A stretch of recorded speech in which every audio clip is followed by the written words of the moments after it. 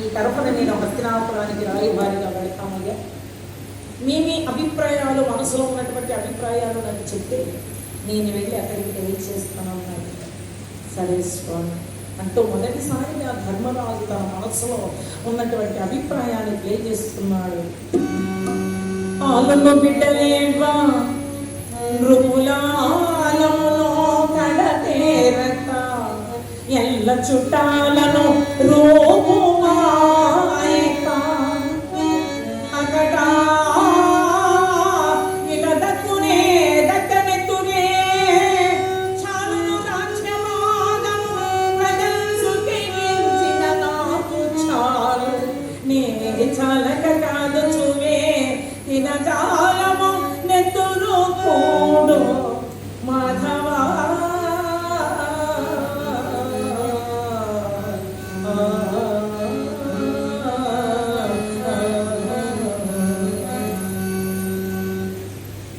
యుద్ధము చేసిన ఆ యొక్క యుద్ధములో యుద్ధవీరులు మరణించిన వారి భార్య బిడ్డలు విధవలై ఆ రక్తము కూడా మేము తినడం కంటే ఇలాగే ఉండడం మంచిది శ్రీకృష్ణ.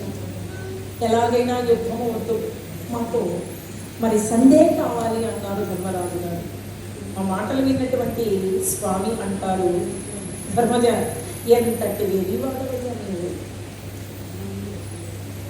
చిన్నప్పుడు మిమ్మల్ని చంపించడానికి ఆ దుర్యోధనుడు ఎన్ని ఎత్తులు వేశాడు. బాల భీముడికి అన్నం ముందు విషం పెట్టించాడు. అగాధమైనటువంటి గంగ మడుగుల్లో త్రోయించాడు. పాముల చేయి కల్పించాడు. లక్క ఇంట్లో వచ్చి కల్పించాడు. మాయాజ్యోతం ఆడించాడు. ఓడించాడు. సర్వము హరించాడు. 12 సంవత్సరాలు అరణ్య వసమొట్టేట జ్ఞాతవాస చేయించాడు. ఎన్ని చేసినా అవన్నీ మర్చిపోయి దుర్యోధని దగ్గరకు సంధి కోసం నన్ను పంపుతున్నావంటే ఎంతటి వెలివాడమయ్యా నీవు ధర్మరాజా అన్నాడు. కృష్ణ నాకు మాత్రం యుద్ధం వద్దు, సంధి కావాలి. లేదయ్యా ఇంకొక మాట చెప్పవయ్యని మాట్లాడాలి. సరే అర్ధరాజ్యమిచ్చిన చాలు మాగనుమో, అర్ధరాజ్యమిచ్చిన చాలు మాగనుమో, లేక 5 ఇచ్చిన చాలు మాగనుమో.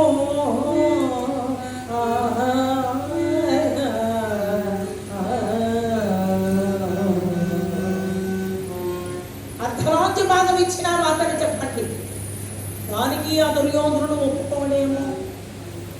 5 మందికి 5 ఓళ్ళు ఇచ్చినా చాలని చెప్పండి, దానికి ఒప్పుకోని ఎడల మా 5 మందికి 5 ఇళ్ళైనా ఇవ్వమని చెప్పండి కృష్ణ. దానికి ఒప్పుకోని ఎడల మా 5 మందికి హస్తినాపురంలో ఒక ఇళ్ళైనా ఇవ్వమని చెప్పండి కృష్ణ. మా బంధువులంతా చూస్తూ అక్కడే రేపు మా జీవితాన్ని కడిపేస్తాం అన్నాడు. ఆ మాటలు వినాయో ధర్మజ ఎంతటి వేరే వాడవయ్యా నీవు అంటూ పక్కనే ఉన్నటువంటి ఆ జానుబాబుడైన మరి భీమసేన వారి దగ్గరికి వెళ్ళారండి స్వామివారు. భీమసేన నీ యొక్క అభిప్రాయం ఏమిటి అన్నాడు.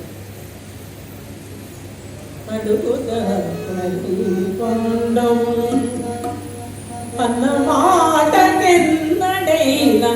అడుగుదా మరి పాండవు, అన్న మాటకెన్నడైనా అడుగుదా మరి పాండవు.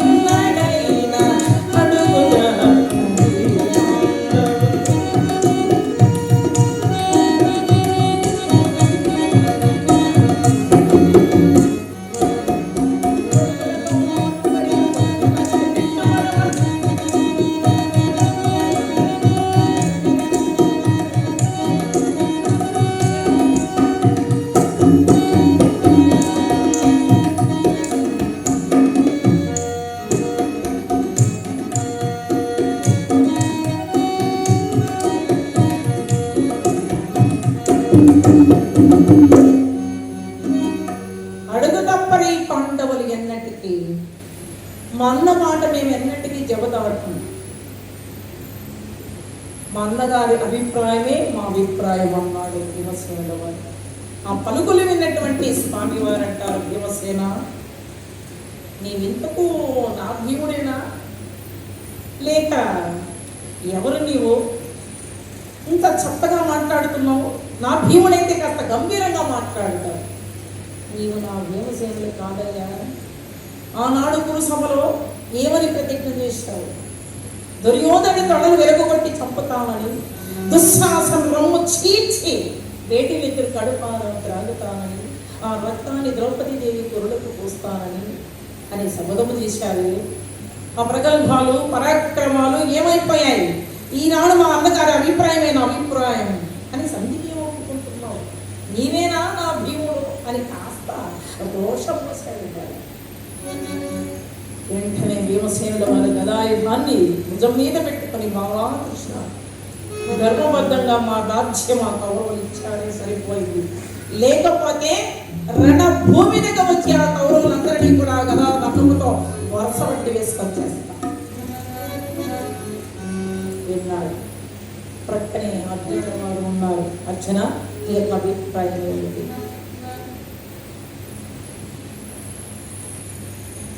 ధర్మబద్ధంగా మా రాజ్యం మాకు ఇచ్చారు సరే, లేకపోతే వారి ఉప్పు పులుసు తింటున్నాడే ఆ కర్ణుడు వారి ప్రక్కన ఉంటున్నాడు, అతనితో చెప్పండి రణభూమిలో నా గాంధీవముతో అతని శరీరం అంతా కూడా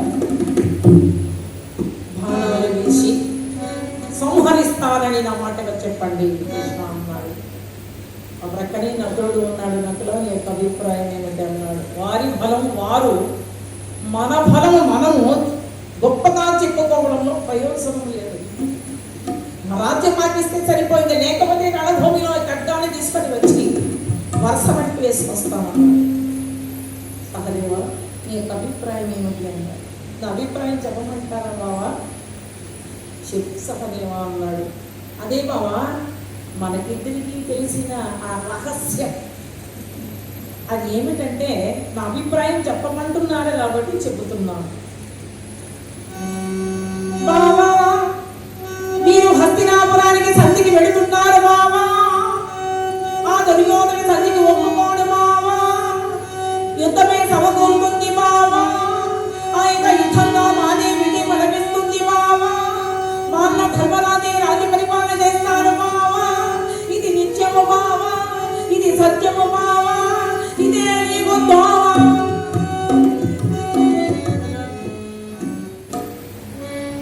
సహదేవుని మనసులో ఉన్నటువంటి అభిప్రాయం ఇది. బావా నీవు సంధికి వెళుతున్నావు హస్తినాపురానికి. ఆ దుర్యోధనుడు సంధికి ఒప్పుకోడు, యుద్ధమే ఖాయం చేస్తారు. ఆ యుద్ధంలో మాదే విజయము, మా అన్న ధర్మరాజే రాజ్య పరిపాలన చేస్తారు. ఇది నిత్యము, ఇది సత్యము, ఇదే నీకు హస్తినాపురానికి వెళ్ళడం. సహదేవ ఈ విషయము నీకు నాకు తెలిసి రహస్యం. మనం చెప్పుకుంటే మనకు తెలుస్తుంది ఈ రహస్యం. శ్వేతశృంగ పర్వతం మీద కిందమరీశ్వరుని శాపం వల్ల మాద్రితో హేళీ విలాసంగా ఉంది. మరి ఆమెతో కలిసినప్పుడు తల పగిలి వేయి బ్రక్కలై మరణిస్తానని శాపం. ఆ శాపం వల్ల మరణిస్తూ పాండవులందరినీ దగ్గరగా పిలిచి, ఆయన నేను మరణిస్తున్నాను, నేను మరణించిన తర్వాత నా శవాన్ని కాల్చకండి, పూడ్చకండి, మీరు 5 మంది 5 భాగాలుగా వేసుకొని భోజనం చేయండి అని కన్ను మూసాడు పాండురాజు. పాండవులంతా కూర్చున్నారట, భాగాలు పెట్టుకుంటా ఉన్నారు తల్లి గారి శరీరాన్ని తినడానికి. అదే సమయంలో కృష్ణ బలరాములు ప్రత్యక్షమైపోయారు అక్కడ. స్వామి అంటాడు, పాండవులారా లేవండి, తండ్రి శవాన్ని ఎక్కడైనా తింటారా? అడవికి వెళ్ళి గంధపు చక్కెర తెచ్చి చిదిరి పేర్చి దహన సంస్కారం చేద్దాం తండ్రి గారు పదండి. అందరూ బయలుదేరుతున్నారు. కృష్ణవరంధాముడు సహదేవుని మాత్రమే అక్కడ పెట్టాడు శవం దగ్గర. ఎందుకంటే అది అరణ్య మార్గం, ఏ మృగమైన తీసుకోవచ్చు. ఉన్నది ఎక్కడ ఆడవాళ్ళు, శ్వేతశృంగ పర్వత మహర్షులు ఎదుర్కొనే శక్తి లేకుండా ఉంటుందని చిన్నవాడైనటువంటి సహదేవుని అక్కడ కాపలా పెట్టి బయలుదేరి వెళుతున్నారు కట్టెల కోసం. వెడుతూ వెడుతూ స్వామి తిరిగి చూసి, సహదేవా, నేను ఇక్కడ కాపలా పెట్టి వెడుతున్నాము, నీ తండ్రి గారి శవాన్ని ఏమీ చేయకు, అలాగే చూస్తూ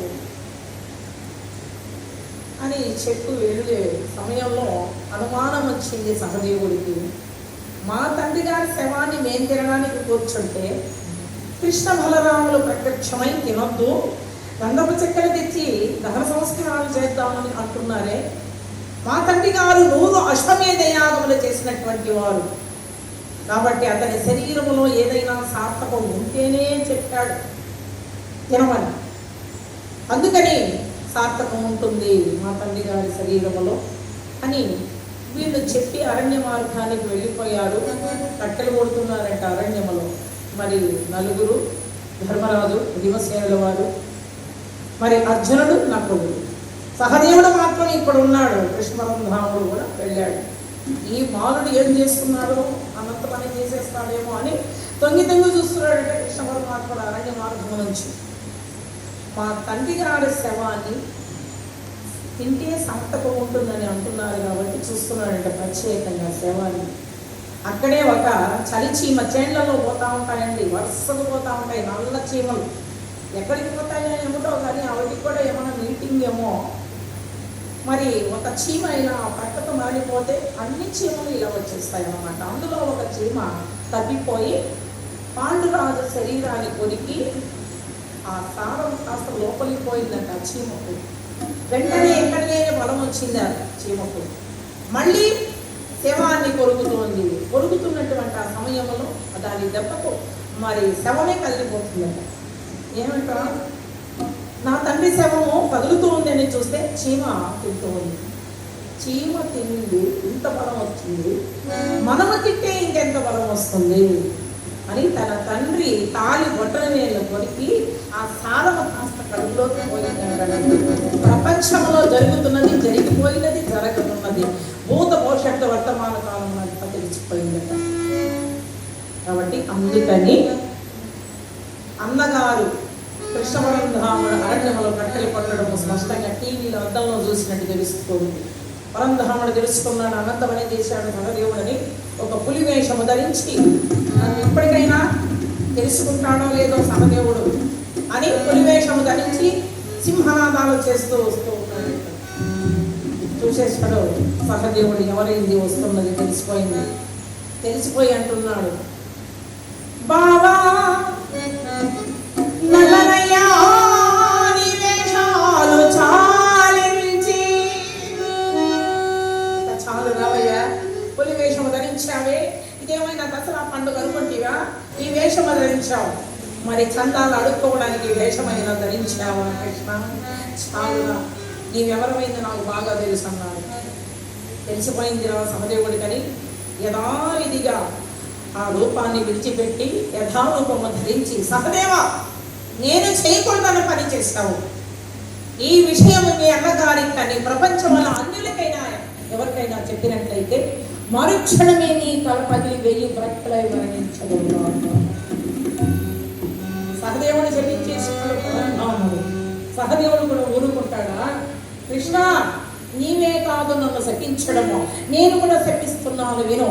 మా 5 మందిలో పంచ పాండవులను ఏ ఒక్కరైనా ముట్టయితే, ఏ ఒక్కరైనా మరణిస్తే వారి శ్రమాన్ని తీసుకొని వచ్చి నీ హృదయం ముందు పెట్టి నేను మరి నిప్పు ముట్టించేస్తాను. వాళ్ళతో పాటు నీవు కూడా మగ వంటి తన పగిలి 1000 బ్రక్కలై నీవు కూడా మరణించదువుగా. సహదేవుడు కూడా శపించాడు. అందువల్లనే పాండవులు ఏ ఒక్కరైనా మరణిస్తే పాండవుల ప్రాణానికి ముప్పు వచ్చిందా? నా ప్రాణానికి వస్తుందిరా ముప్పు అని పరంధాముని భయం. అందుకని పాండవులు ఎక్కడ ఉంటే అక్కడే కృష్ణ పరంధాముడు కూడా ఉంటాడు. నాకు సమయం అయిపోయింది. పాండవ సందేశం వరకు మనం చెప్పుకుందాం. మరి ఇంతటితో మా కార్యక్రమాన్ని ప్రేమించుకుంటున్నాం.